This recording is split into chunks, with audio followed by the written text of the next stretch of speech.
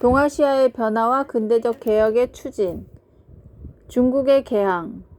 영국은 18세기 후반부터 인도를 거쳐 청에 진출하면서 청과의 무역을 확대하고자 하였다. 그러나 청은 이에 대해 소극적인 태도를 보였다. 여기에 불만을 품고 있던 영국은 청 정부가 자국 상인들이 밀무역하고 있던 아편을 엄격하게 단속하자 이를 구실로 청과 전쟁을 일으켰다. 전쟁에서 패한 청은 영국과 난징조약을 체결하였다. 난징조약은 5개 항구를 개방하고 홍콩을 한량하는 등 청에 불리한 내용을 담고 있었다. 난징조약을 시작으로 다른 서구 열강들도 중국에 진출하여 통상조약 체결을 요구하였다.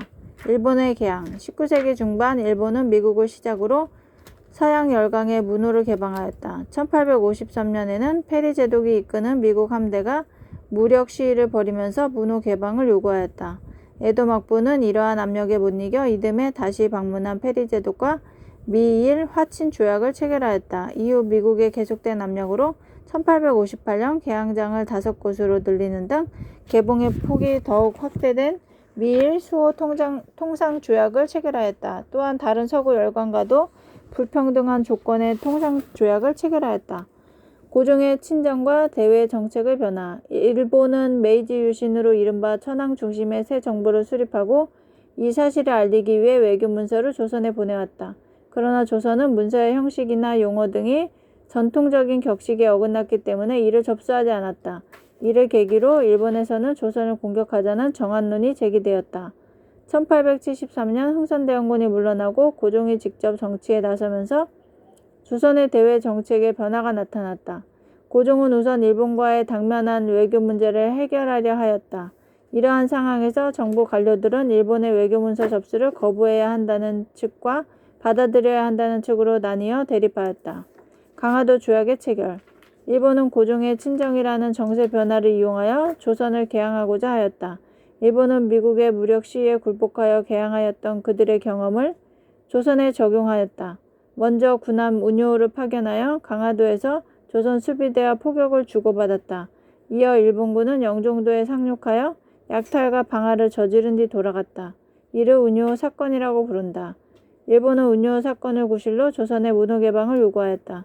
조선 정부는 박규수 등 일부 대신들에 의해 꾸준히 제기되었던 통상 개화론을 받아들였으며 청도 조선의 일본과의 충돌을 피할 것을 권유하였다. 결국 조선과 일본은 오랜 협상 끝에 강화도 조약을 체결하였다.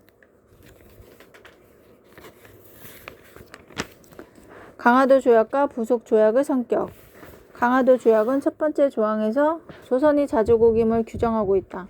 그러나 이 조항에는 조선에 대한 청의 종주권 주장을 차단하려는 일본의 침략적 의도가 담겨 있었다. 다른 조항에는 부산 외에 2개 항구의 개항, 해안 측량권과 영사재판권 허용 등 조선의 주권을 침해하는 내용도 포함되었다. 강화도 조약에 이어 조일 수호 조규 부록과 조일 무역 규칙도 체결되었다.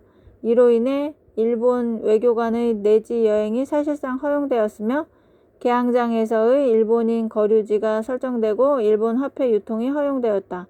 또한 조약을 체결한 이후 무관세 및 양국의 무제한 유출과 같은 문제가 발생하였다.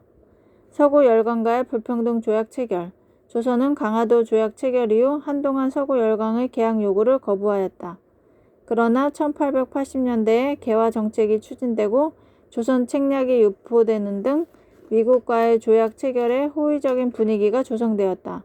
청도 러시아와 일본을 견제하기 위해 조선과 미국의 조약 체결을 알선하였다. 결국 조선은 미국과 조미 수호 통상 조약을 맺었다. 이 조약에는 거중 조정과 관세 부과 등 강화도 조약보다 조선에 유리한 내용도 들어있었다. 그러나 영사재판권과 최애국 대우 등이 포함된 불평등 조약이었다. 이후 조선은 영국, 독일, 러시아, 프랑스 등 서구 열강과도 수호 통상 조약을 맺어 세계 질서에 편입되었다.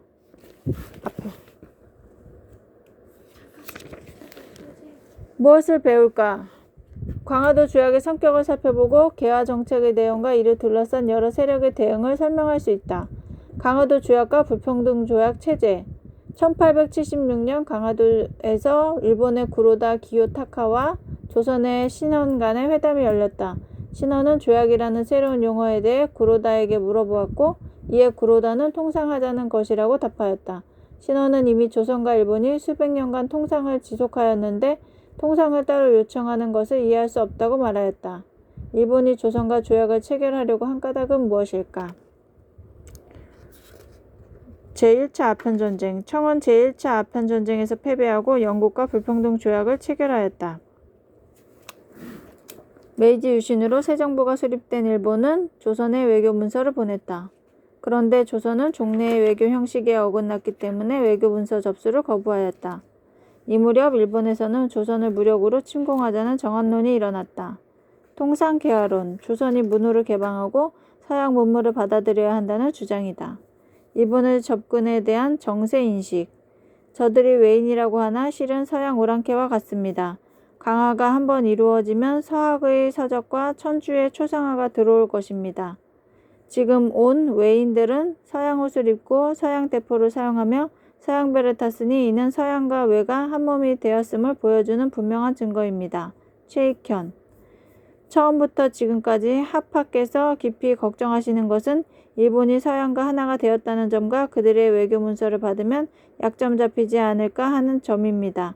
그러나 제가 깊이 걱정하는 것은 외와 서양이 일치하는 현실 속에서 우리가 틈을 보여서는 안 되는데 오히려 외교 문서를 받지 않아 그들에게 빌미를 줄 수 있다는 점입니다. 박 교수. 훗날 통상개화론자로 평가되는 박 교수는 당시 조심스럽게 일본의 외교 문서를 접수할 것을 주장하였다. 그는 일본과 서양이 하나가 되었다는 체이켄의 주장을 받아들이면서 그럴수록 유연하게 대응할 필요가 있다고 여겼다. 이러한 박 교수의 생각은 강화도 조약 체결에 영향을 주었다.